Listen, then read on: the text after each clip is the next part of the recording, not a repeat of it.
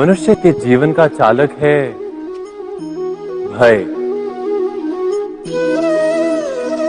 मनुष्य सदा ही भय का कारण ढूंढ लेता है। जीवन में जिन मार्गों का हम चुनाव करते हैं वो चुनाव भी हम भय के कारण ही लेते हैं। किंतु क्या ये भय वास्तविक होता है? विचार कीजिए।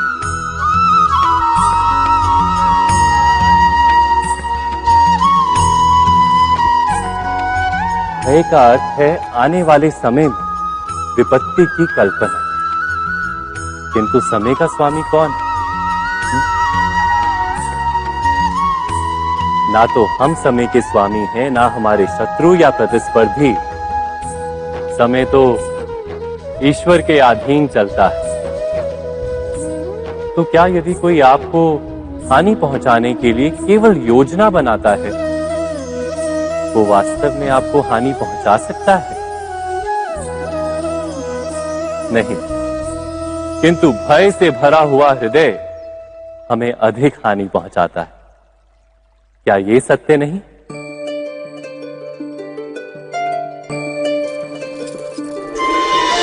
विपत्ति के समय भयभीत हृदय अयोग्य निर्णय करता है और विपत्ति को अधिक पीड़ादायक बनाता है। किंतु विश्वास से भरा हृदय विपत्ति के समय को भी सरलता से पार कर जाता है। अर्थात जिस कारण से मनुष्य हृदय में भय को स्थान देता है, भय ठीक उससे विपरीत कार्य करता है। क्या ये सत्य नहीं? स्वयं विचार कीजिए।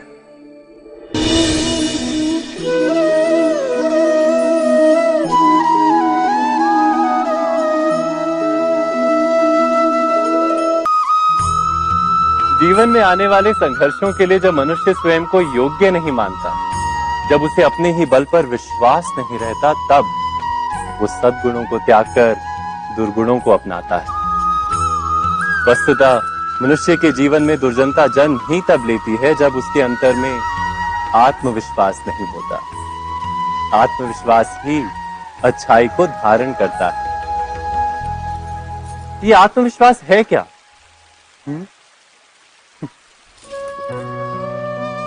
जब मनुष्य ये मानता है कि जीवन का संघर्ष उसे दुर्बल बनाता है, तो उसे अपने ऊपर विश्वास नहीं रहता। वो संघर्ष के पार जाने के बदले संघर्ष से छूटने के उपाय ढूंढने लगता है। किंतु जब वो ये समझता है कि ये संघर्ष उसे अधिक शक्तिशाली बनाते हैं, ठीक जैसे व्यायाम करने से देह की शक्ति बढ़ती है, तो प्रत्येक संघर्ष के साथ उसका उत्साह बढ़ता है। अर्थात आत्मविश्वास और कुछ भी नहीं, मन की स्थिति, जीवन को देखने का दृष्टिकोण मात्र है। और जीवन का दृष्टिकोण तो मनुष्य के अपने वश में होता है ना। स्वयं विचार कीजिए।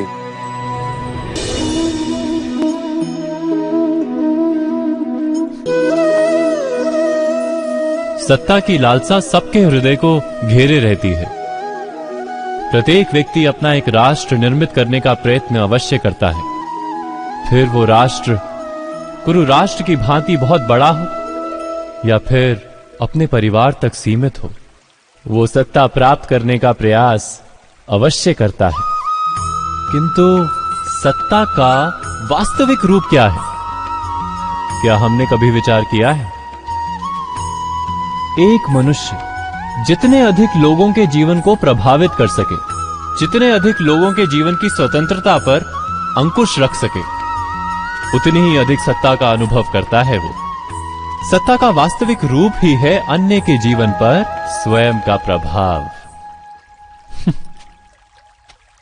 किंतु क्या वास्तविक प्रभाव प्रेम, दया, करुणा और धर्म से निर्मित नहीं होता? जब भी मनुष्य कठोरता और अधर्म से सत्ता प्राप्त करने का प्रयत्न करता है, तब वो दूसरों के हृदय में विरोध अथवा विद्रोह को जन्म देता है। और परिणाम कुछ इस प्रकार। हां, कुछ समय के लिए वो स्वयं को प्रभावी और शक्तिशाली अवश्य पाता है, किंतु वो वास्तविक सत्ता नहीं। यही कारण है कि भृगु और वशिष्ठ जैसे ऋषियों की आज भी पूजा की जाती है, रावण और हिरण्यकश्यप की नहीं। इस पर तो आप विचार अवश्य करें। सत्य कहा ना।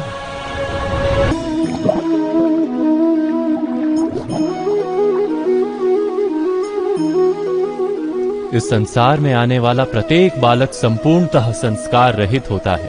उसके अंतर पर ना किसी अच्छे संस्कार के चिन्ह अंकित होते हैं, ना ही बुरे संस्कार के। अर्थात जन्म से बालक में ना कोई गुण होता है और ना ही कोई दोष।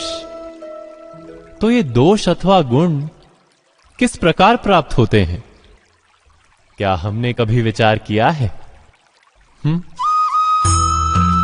जो बात माता पिता के मुख से निरंतर सुनी जाती है, वही बात उनकी संतानों के हृदय का संस्कार बनती है। जैसे किसी गांव में नदी तट तक एक पगडंडी बन जाती है केवल उस मार्ग पर बार बार चलने के कारण। अर्थात माता पिता के हृदय की इच्छाएं उनकी संतानों के हृदय का दोष अथवा गुण बनकर जन्म लेती हैं। क्या ये सत्य नहीं? पर फिर भी जब उनकी संतानों में कोई दोष दिखाई देता है तो माता पिता आश्चर्य और दुख से भर जाते। माता पिता का हृदय ये प्रश्न करता है कि उनकी संतानों में ये कुसंस्कार आए कहां से। सत्य तो यही है कि माता पिता अपनी संतानों को अनजाने में ही कुसंस्कार के बीज दे देते हैं, जो उनके संतानों की हृदय भूमि पर कुसंस्कार का वृक्ष बनकर उगता है। अर्थात अपनी संतानों को सुसंस्कारी और धर्ममय बनाने की आशा रखने वाले प्रत्येक माता पिता को प्रथम अपने हृदय की इच्छाओं पर अंकुश रखना क्या अनिवार्य नहीं?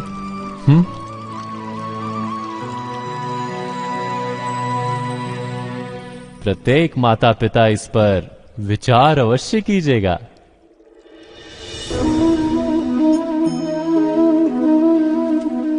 मनुष्य का स्वभाव है कि वो स्वयं को, अपने परिवार को, अपनी संतानों को अधिकतम सुख प्राप्त हो ऐसी इच्छा रखता है। इसी कारण से हम सदा श्रम और कष्ट से अंतर रखते हैं, विश्राम और सुविधाओं को बढ़ाने का प्रयास करते हैं। स्वयं अपने जीवन का विचार कीजिए।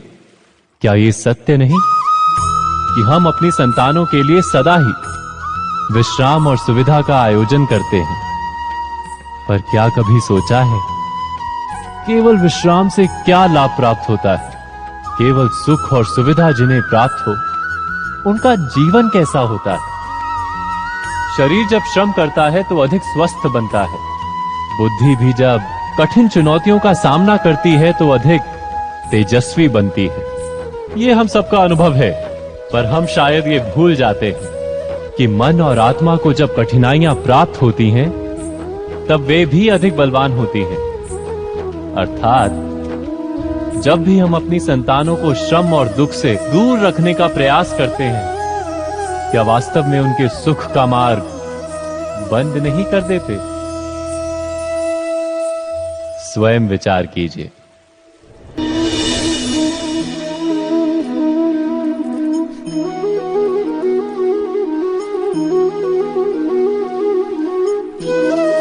ज्ञान प्राप्ति सदा ही समर्पण से होती है, यह हम सब जानते हैं। किंतु समर्पण का वास्तविक महत्व क्या है? क्या हमने कभी विचार किया? मनुष्य का मन सदा ही ज्ञान प्राप्ति में विभिन्न बाधाओं को उत्पन्न करता है।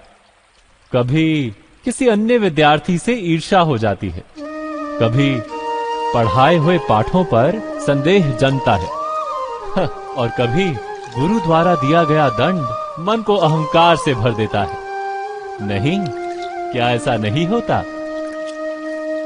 न जाने कैसे कैसे विचार मन को भटकाते हैं और मन की इसी अयोग्य स्थिति के कारण हम ज्ञान प्राप्त नहीं कर पाते। मन की योग्य स्थिति केवल समर्पण से निर्मित होती है। समर्पण मनुष्य के अहंकार का नाश करता है।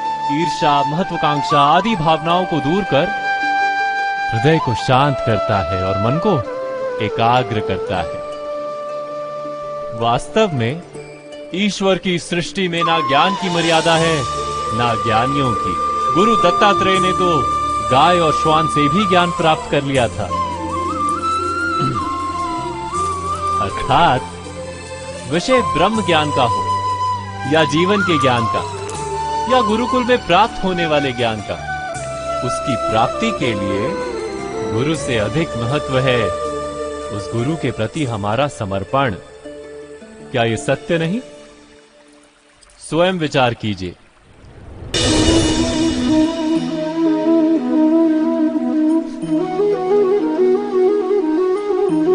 एक ही गुरु के पास शिक्षा प्राप्त करने वाले सारे शिष्य एक समान विद्या प्राप्त नहीं कर पाते।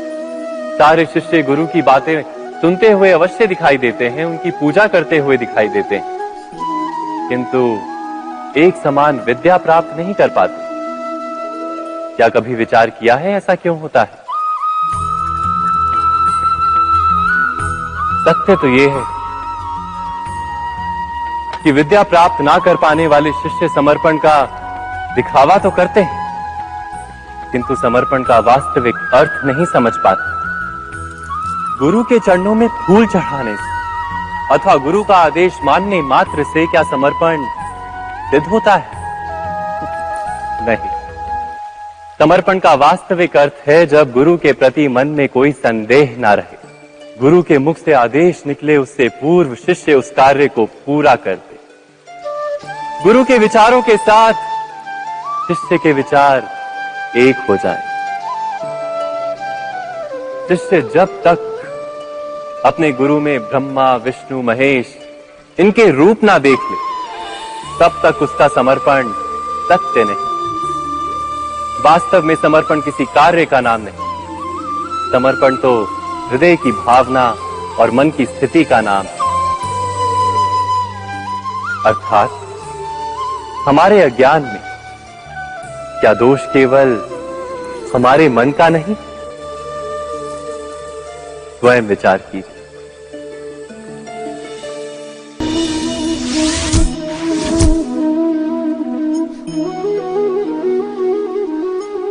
श्रेष्ठता का क्या अर्थ है?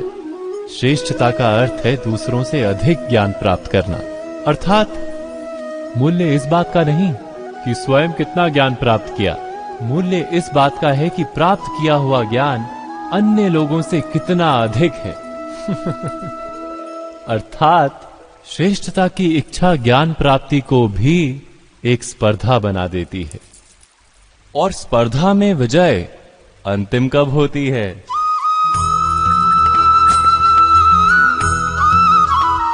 कुछ समय के लिए तो श्रेष्ठ बना जा सकता है, किंतु सदा के लिए कोई श्रेष्ठ नहीं रह पाता। फिर वही असंतोष, पीड़ा और संघर्ष जन्म लेता है। किंतु श्रेष्ठ बनने के बदले यदि उत्तम बनने का प्रयत्न करें तो क्या होगा? उत्तम का अर्थ है कि जितना प्राप्त करने योग्य है वो सब प्राप्त करना, किसी से अधिक पाने की इच्छा से नहीं, मात्र आत्मा की तृप्ति हेतु कुछ प्राप्त करना। उत्तम के मार्ग पर किसी अन्य से स्पर्धा नहीं होती, स्वयं अपने आप से स्पर्धा होती है। अर्थात उत्तम बनने का प्रयत्न करने वाले को देर अबेर सारा ज्ञान प्राप्त हो जाता है, बिना प्रयत्न के ही वो श्रेष्ठ बन जाता है। किंतु जो श्रेष्ठ बनने का प्रयत्न करता है वो श्रेष्ठ बने या ना बने, उत्तम कभी नहीं बन पाता।